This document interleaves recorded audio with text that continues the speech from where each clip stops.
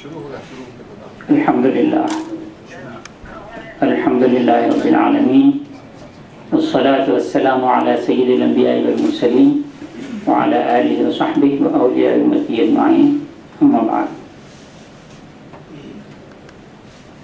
قال اللہ سبحانہ وتعالی فی شان حبیبہ ان اللہ وملائکتہ یصلون علی النبی یا ایہا الذین آمنوا صلوا علیہ وسلموا تسلیما اللهم صل علی سیدنا محمد وعلی آل سیدنا محمد بعدد کل معلوم.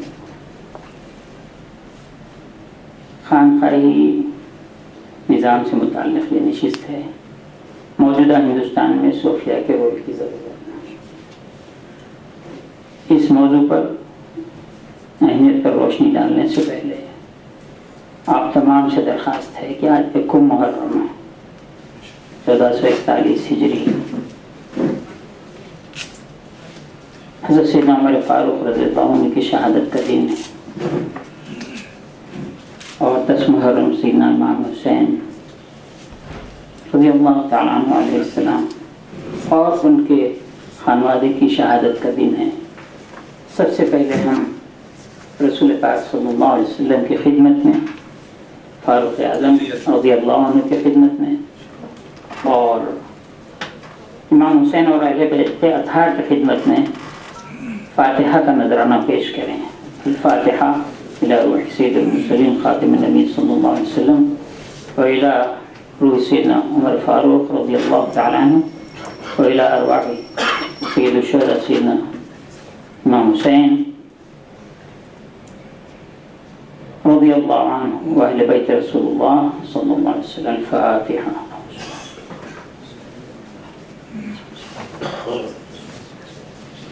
نعوذ باللہ من شر ما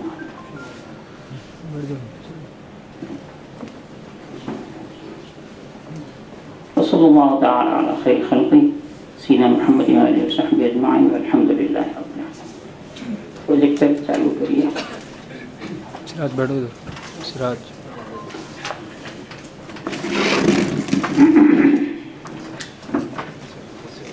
عزیزان گرامی،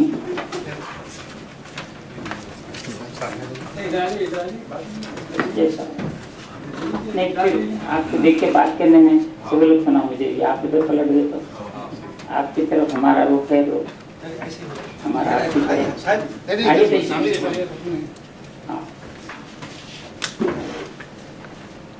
عزیزان محترم، یہ جو موضوع ہم نے انتخاب کیا ہے موجودہ ہندوستان میں صوفیہ کے رول کی ضرورت. یہ لفظ رول انگلش کا لفظ ہے، اردو میں ایسا استعمال ہو گیا ہے کہ اس کا متبادل اگر ہم کہیں تو اردو والے نہیں سمجھ سکتے ہیں، اس لیے ہم وہی لفظ ہم نے رکھا ہے.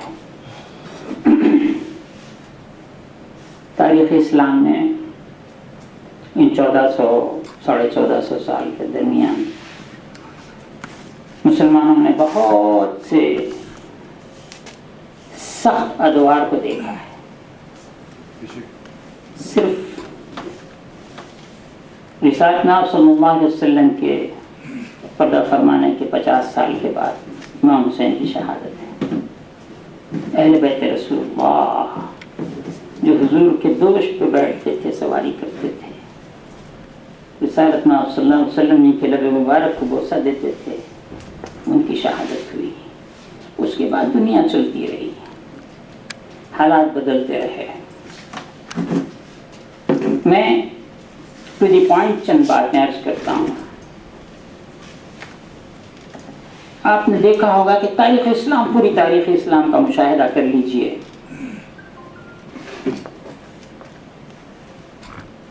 کہ بادشاہوں نے، شاہان وقت نے اپنی بادشاہت کو چھوڑ کر فقیری اختیار کی.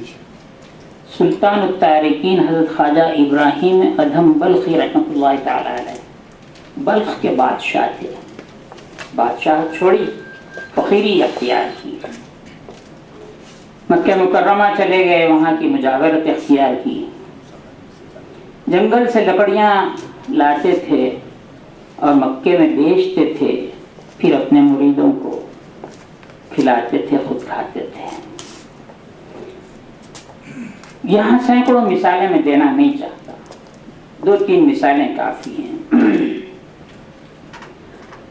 حضرت امیر خسرو رحمۃ اللہ تعالی علیہ نے اپنی ایک مثنوی میں لکھا ہے کہ حضور غریب نواز جب ہندوستان تشریف لائے تو یہ ملک دنیا میں ایک واحد عجیب و غریب ملک یہ تھا کہ یہاں کے لوگوں نے اللہ اکبر کی صدا بھی نہیں سنی تھی، اللہ کا نام بھی نہیں سنا تھا، جبکہ دیگر ممالک میں یہودی، نصرانی اور دیگر جو قومیں رہتی تھیں وہ اللہ کے نام سے واقف تھیں، لیکن یہاں کوئی نہیں جانتا تھا۔ جب غریب یہاں تشریف لائے، تاریخ مجھ سے زیادہ آپ جانتے ہیں، چند فقیر ساتھ تھے۔ آپ کی مادری زبان فارسی تھی، دینی زبان عربی تھی، ہندوستان کی زبان سنسکرت تھی، اور کمیونیکیشن کا کتنا بڑا گیپ ہوتا ہے۔ بہرحال آپ چند فقیروں کے ساتھ رسول اللہ صلی اللہ علیہ وسلم کے اشارے پر ہندوستان تشریف لائے۔ آنے کے بعد اجمیر کا انتخاب تھا، پہنچ گئے، ایک مقام پر بیٹھ کے سب سے پہلے جو اعتراض ہوا وہ راجا کو اعتراض ہوا، یہ ہمارے اونٹوں کے بیٹھنے کی جگہ ہے۔ اس کے قاصد نے کہا، آپ فرمائے ٹھیک ہے، اٹھ گئے، کہا کہ اونٹ یہاں بیٹھے رہیں۔ جب دوسرا دن ہوا، صبح اونٹ اٹھنا ہی نہیں چاہتے ہیں، چاہے کچھ کر لیں، بادشاہ تک بات پہنچی، اجمیر میں کوحرام مچ گیا، یہ کیا واقعہ پیش آیا، جاؤ کون فقیر ہے اس سے درخواست کرو، ریکویسٹ کرو۔ بہرکیف آپ کی اجازت سے اٹھ کے کھڑے رہے۔ پھر دوسرا واقعہ آنا ساگر کا ہوا۔ اس زمانے میں صرف ہندوستان میں نہیں بلکہ رشیا وغیرہ کے جو علاقے تھے، یہ تصور تھا کہ تالاب میں کوئی پانی نہیں نہاتا تھا، تالاب ناپاک ہو جائے گا، خراب ہو جائے گا، پینے کے قابل نہیں رہے گا۔ لیکن یہ غریب نواز کے ساتھ کے فقراء جا رہے ہیں اور پانی لے رہے ہیں، وضو کر رہے ہیں رفع حاجت کے لیے، تو ان لوگوں کو سخت اعتراض ہوا۔ آپ نے کہا ایک کٹورا پانی لے لیتے ہیں۔ جب ایک کٹورا لیا تو انا ساگر آ گیا۔ اس کو عربی اصطلاح میں خرق عادت کہتے ہیں، خاف خیر رے خاف، خرق کے معنی پھاڑ دینا۔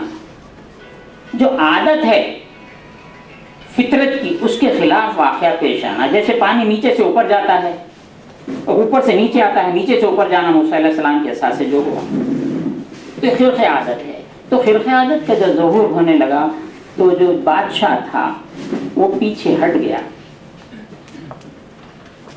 بادشاہت جس پہ چلتی تھی وہ جادوگروں کی فوج تھی۔ جادوگر سامنے آ گئے بادشاہ کے ڈیفنس کے لیے۔ جب جادوگروں کی شکست ہوئی، بادشاہ کی سرکشی بڑھی، غریب نواز نے فرمایا کہ ہم نے غازی اسلام کے ہاتھ پر اس کو زندہ گرفتار کرا دیا۔ میں آپ کو مثال پیش کروں گا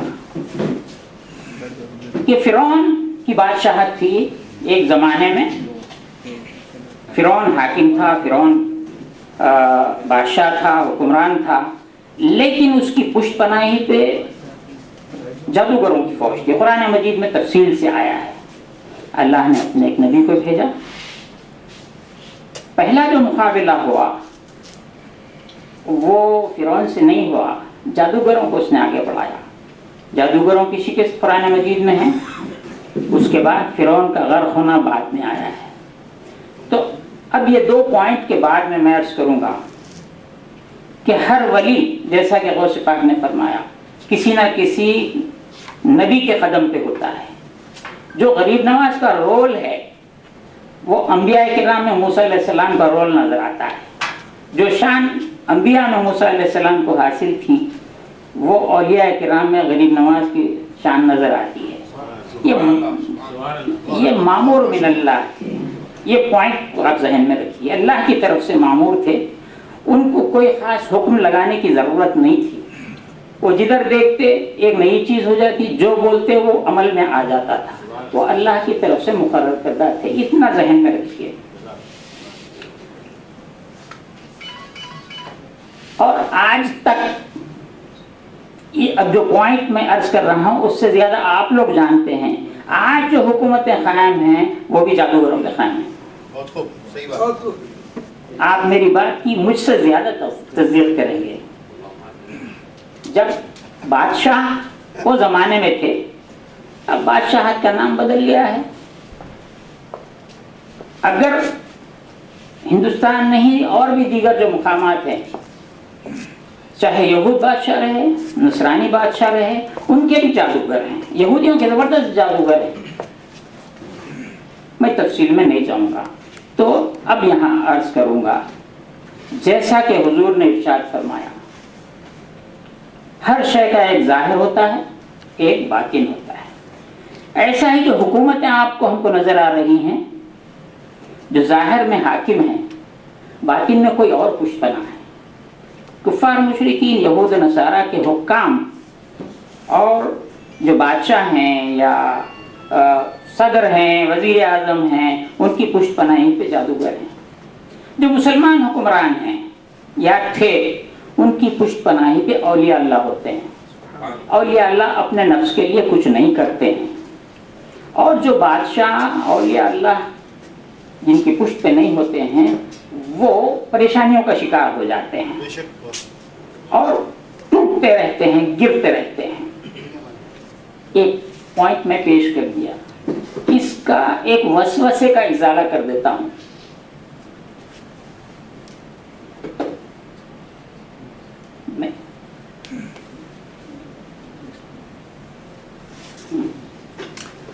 ایک وسوسے کا ازالہ کرتا ہوں. ہم نے جو بات ابتدا میں کہی تھی کہ صوفیہ کو مال و دولت اور حکومت میں ساجھیداری، حکومت میں حصے داری کا دعویٰ کبھی نہیں رہا. جب غریب نواز تشریف لایا، تمام ہندوستان میں اتھل پتھل ہو گئی. ادھر اس راجہ کا راج ختم ہو گیا، ادھر وہ غازی اسلام آ گیا. اگر صوفیہ اولیاء اللہ کو حکومت کی خواہش ہوتی تو ہندوستان کے پہلے بادشاہ خواجہ معین الدین حسن سنجری رضی اللہ تعالیٰ عنہ پہلے بادشاہ ہوتے، نہیں ہوئے. آخری مثال درمیان کے نہیں دیتا. آخری مثال موجودہ ہندوستان کی جو آخری مسلم ریاست تھی، وہ ریاست حیدرآباد تھی، اور اس کے بادشاہ کا نام نواب میر عثمان علی خان بہادر تھا. یہ کوئی ڈھکی چھپی بات نہیں ہے. ابھی بہت لوگ ہیں جو ان کو دیکھنے والے تھے. یہ نظام ڈائناسٹی کہلاتی ہے. جو پہلے نظام تھے، کیا ان کا نام نظام تھا؟ نہیں، ان کا نام نواب قمر الدین علی خان تھا. پہلے نظام، دوسرے، تیسرے، چوتھے، پانچویں، چھٹے، ساتویں نظام، ان میں نہ کسی کے باپ کا نام نظام ہے، نہ دادا کا نظام ہے، نہ بیٹے کا نام نظام ہے. یہ نام کیسا پڑ گیا؟ مغلوں کے سپہ سالار، ایک گروہ کے ایک سپہ سالار کی حیثیت سے نواب قمر الدین علی خان تھے. تمام ہندوستان میں آزاد ریاستیں قائم ہو رہی تھی. نواب قمر الدین علی خان سب سے آخر میں انہوں نے اپنی خود مختاری کا اعلان کیا. اس سے پہلے اورنگ آباد میں ایک چشتی بزرگ نظام الدین اولیاء اورنگ آبادی رحمۃ اللہ تعالی علیہ رہتے تھے. ان کی خانقاہ تھی. نواب قمر الدین علی خان ان کی خدمت میں پہنچے اور اپنا ارادہ ظاہر کیا کہ میں خود مختاری کا اعلان کرنا چاہتا ہوں، آپ کی تائید کی ضرورت ہے. یہاں ایک عرب، یہ لوگ بعض لوگ حدیث بتاتے ہیں، قول بتاتے ہیں. میں تحقیق نہیں کیا اس لیے میں قول کہتا ہوں. یہ ہے نعم الامیر، وہ بہت اچھا امیر ہے. علی باب الفقیر، جو فقیر کے در پہ پہنچتا ہے. وہ بئس الفقیر، وہ برا فقیر ہے. علی باب الامیر، جو امیر کے حاکم کے دروازے پہ جاتا ہے. یہ قمر الدین علی خان خود مختاری کا اعلان کرنا چاہتے ہیں. نظام الدین اولیاء اورنگ آبادی فقیر ہے، وہاں کیا ہے، لیکن جانتے تھے. پہنچ گئے. حضرت نے اپنے خادم کو بلایا. خانقاہ میں جو کھانا پکتا تھا، لنگر، بازو بلا کے پوچھا لنگر میں کچھ ہے؟ تو اس نے کہا جی ایک بکرے کی ران ہے اور چند روٹیاں ہیں جسے کلچا کہتے تھے. بچھا دیے.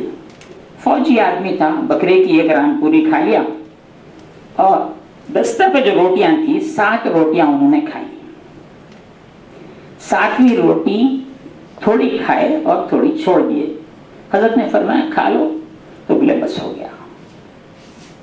उसके बाद 7 बादशाहों की बशारत उन्होंने दी। निजाम नवाब मीर उस्मान अली खान 7वें बादशाह थे और आधी बादशाह के बाद उतार दिए गए। ये क्या फकीर है। अगर आखिरी बादशाह होते तो निजामुद्दीन औरंगाबादी रहमतुल्लाह अलैह के वो होते या उनकी औलाद में से कोई होता था। मैं कई मिसालें दे सकता हूँ, मैं नहीं देना चाह रहा हूँ, इतना काफी है। सुल्तानुल मशाइख निजामुद्दीन औलिया देहलवी रहमतुल्लाह ताला अलैह ने 7 बादशाहों का दौर देखा और फरमाते थे खानखा के, फकीर की खानखा के 2 दरवाजे हैं, अगर बादशाह एक दरवाजे से आए तो मैं दूसरे दरवाजे से निकल जाऊंगा। एक बेचारा जलालुद्दीन खिलजी भी था, बादशाह का गुरूर बहुत होता है। महबूब इलाही से मुताल्लिक़ जब वो एक मुहिम से आ रहा था, वापस लौट रहा था, हुक्म दिया शादरा से बहुत पहले कि महबूब इलाही से कहना, निजामुद्दीन से कहना कि दिल्ली खाली कर दें। मुरीद घबरा के आए और मारूजा पेश किया। आपने फरमाया हनोज दिल्ली दूर है, अभी दिल्ली दूर है। फिर फरमाया जलालुद्दीन बेमोर तंदर किश्ती सरदर गंग, जलालुद्दीन मर गया, उसका जिस्म किश्ती में और सर दरिया में। भतीजा सैर को ले गया, किश्ती में गर्दन उड़ा दिया, समंदर में दरिया में सर गिर गया। ये कौन, ये होते औलिया। हुकूमतें क्यों पसंद नहीं किए?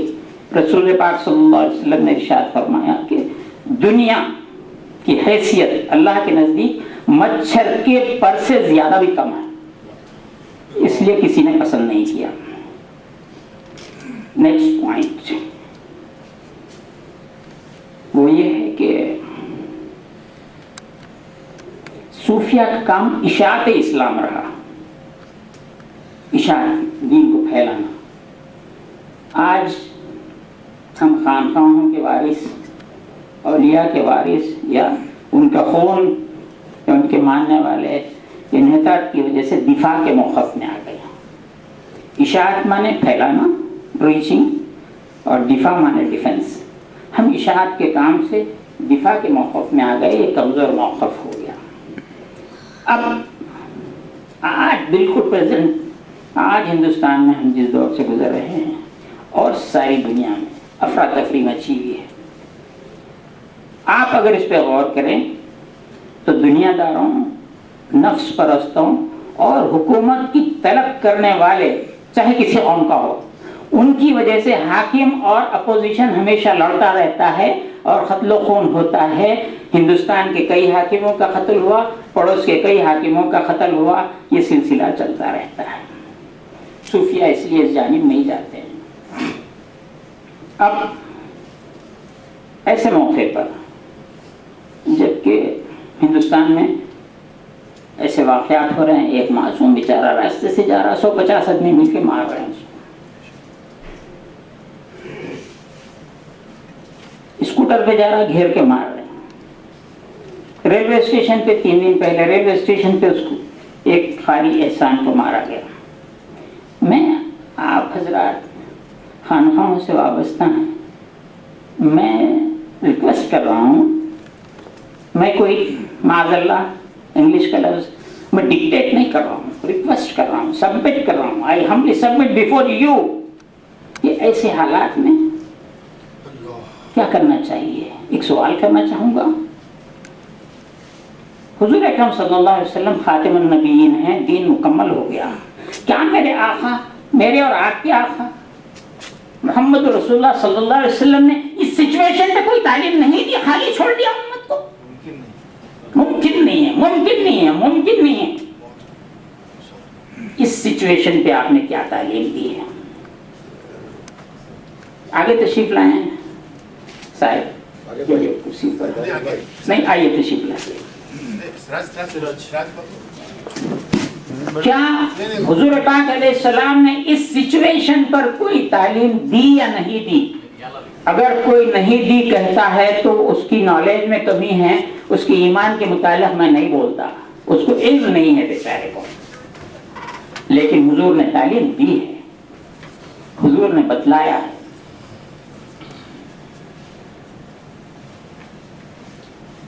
صوفیہ کا عمل کیسا رہا، کیوں رہا، حکومت سے کیوں بھاگتے رہے، بادشاہوں سے کیوں دور رہے. اتفاقی بات ہے کہ یہاں پہ سب اہل علم ہیں، سننے والے بھی لرنڈ لوگ ہیں. میں تحدیث نعمت، اللہ نے جو نعمت دی اس کے بیان کے طور پہ ہمارے پاس یہ پوچھتے ہیں ڈاکٹریٹ کے، تو وحید ملتانی صاحب بھی اچھی طرح واقف ہے، یونیورسٹی کے لوگ ہیں، وکیل صاحب ہیں. جب کوئی آدمی پی ایچ ڈی کرنا چاہتا ہے تو اس کے سلیکشن سے پہلے پوچھتے ہیں جو یہ آپ کا ٹاپک ہے یہ ریلیونٹ ہے کہ آج کی دنیا سے، اور دنیا کو کیا فائدہ ہو سکتا ہے، آپ کو پیش کرنا پڑتا ہے. اس کے بعد آپ کو ٹاپک پہ ریسرچ کی اجازت دی جاتی ہے. میں نے سلطان المشائخ نظام الدین اولیاء محب الہی کے ریئر ملفوظات جو دنیا میں صرف 2 نسخے ہیں اس پہ کام کیا. پہلا چیپٹر ہے چند احادیث. تو کتاب شروع ہوتے ہی جو پہلی حدیث آئی ہے میں بڑا سوچتے رہا، یا اللہ، حدیث مل گئی، ریفرنسز مل گئے. محب الہی کے پاس تو تھا لیکن احادیث قدسی کے مجموعات میں وہ کتاب حدیث مل گئی. میں وہ حدیث پیش کرتا ہوں کہ صوفیہ کا کیریکٹر پیش کرتا ہوں، پھر ہم کو کیا کرنا ہے، ہم کو کیا رول ادا کرنا ہے، اس پہ بات کرتے ہیں. جو حدیث آئی ہے حضرت ابی الدرداء رضی اللہ تعالیٰ عنہ سے مروی ہے. قال قال رسول اللہ صلی اللہ علیہ وسلم، رسول اللہ صلی اللہ علیہ وسلم نے فرمایا، ان اللہ عز وجل یقول، اللہ تعالیٰ ارشاد فرماتا ہے، بے شک اللہ تعالیٰ، یہ حدیث قدسی ہے. حضور ایسی حدیث فرمائیں جس میں کہیں کہ اللہ تعالیٰ فرماتا ہے، ان اللہ عز وجل یقول انا اللہ لا الہ الا انا، میں اللہ ہوں، میرے سوا کوئی الہ نہیں ہے. انا مالک الملک ومالک الملوک، قلوب الملوک بیدی، وان العباد اذا اطاعونی حولت قلوب ملوکهم علیہم بالرأفۃ والرحمۃ، وان العباد اذا عصونی حولت قلوب ملوکهم علیہم بالسخط والنقمۃ فساموهم سوء العذاب اذا فلا تشتغلوا انفسكم بالدعاء على الملوك ولكن اشغلوا انفسكم بالذكر والتفزع الي اكفيكم ملوككم. ارشاد فرماتے ہیں میں اللہ ہوں، کوئی معبود نہیں سوائے میرے، میں بادشاہوں کا مالک ہوں. انا مالک الملوک و ملک الملوک، دوسری بات میں بادشاہوں کا بھی بادشاہ ہوں. قلوبہم و نواصیہم بیدی، ان کے قلوب اور ان کی پیشانیاں میرے ہاتھ میں ہیں. اگر بندے میری اطاعت کریں تو میں ان بادشاہوں کے دلوں کو ان کی طرف موڑ دوں گا نرمی اور رحمت کے ساتھ. اگر بندے میری نافرمانی کریں تو میں ان بادشاہوں کے دلوں کو ان پر ناراضی اور عذاب کی طرف پلٹا دوں گا، تو وہ ان پر سخت ظلم و ستم کریں گے.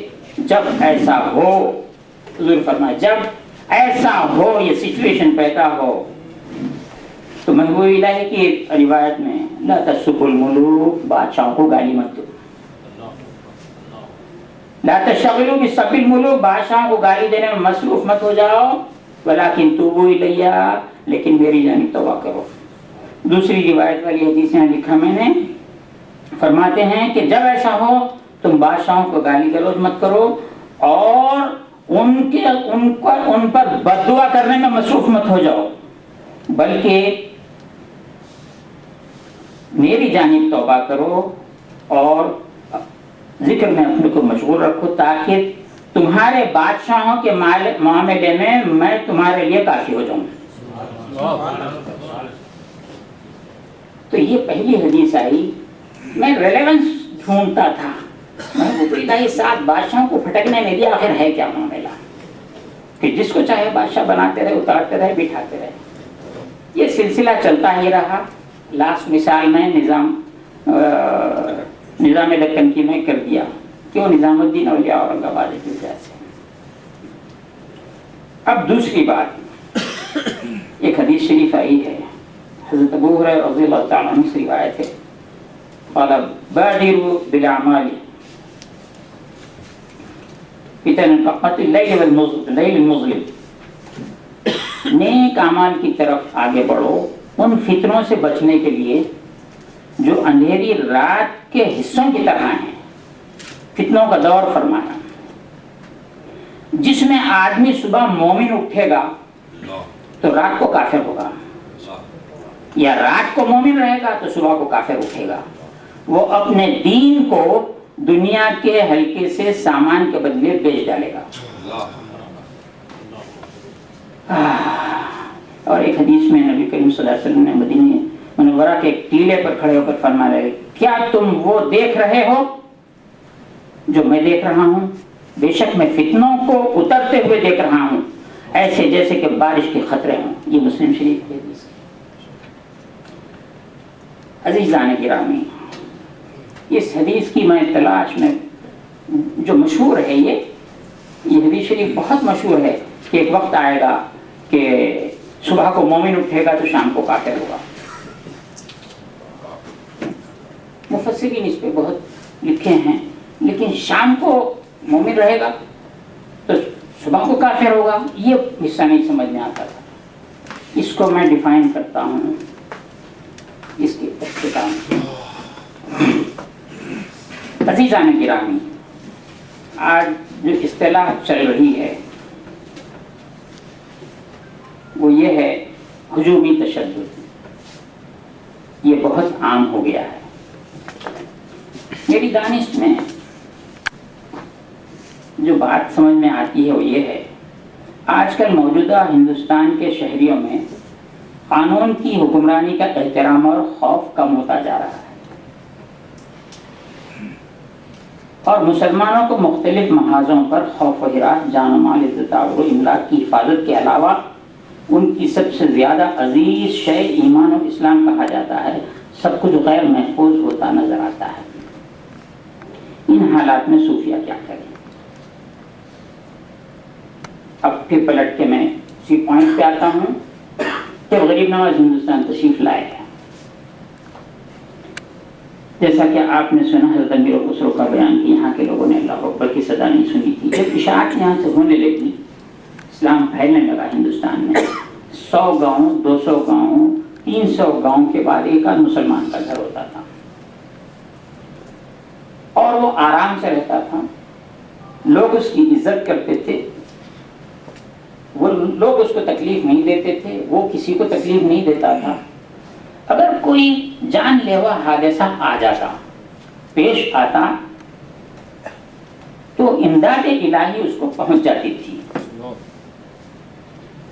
غریب نواز بحکم الہی تشریف لائے، آپ کی کرامات، خوارق عادات کا ظہور ہوتا رہا، اسلام پھیلتا رہا.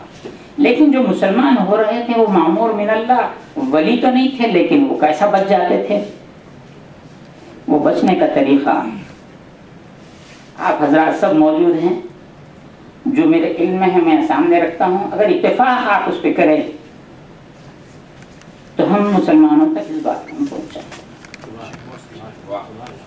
تنویر الدین اپنے طور پہ، چونکہ میرے پاس کتاب بھی ہے، ریفرنس بھی ہے، میں پیش کر سکتا ہوں، لیکن میں چاہتا ہوں اس کار خیر میں جس طرح حضور پاک صلی اللہ علیہ وسلم نے اس زمانے میں، وہ تو بات الگ تھی، اعلان نبوت بھی نہیں فرمایا تھا، حضرت سب مل کے اٹھا کے رکھے تو سب کو سعادت ملی.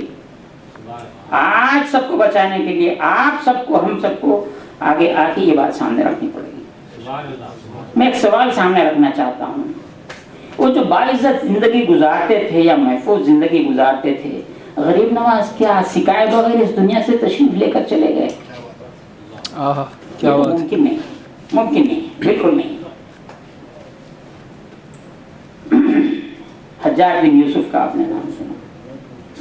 میری بات ایک آدھ پوائنٹ رہ گیا ہے، اس کے بعد آپ حضرات اس پہ اظہار خیال کریں گے، پھر ہم گرائے تھے. ہم یہ راؤنڈ ٹیبل ٹائپ جمائے تھے، لیکن کچھ بولنے کے لیے پھر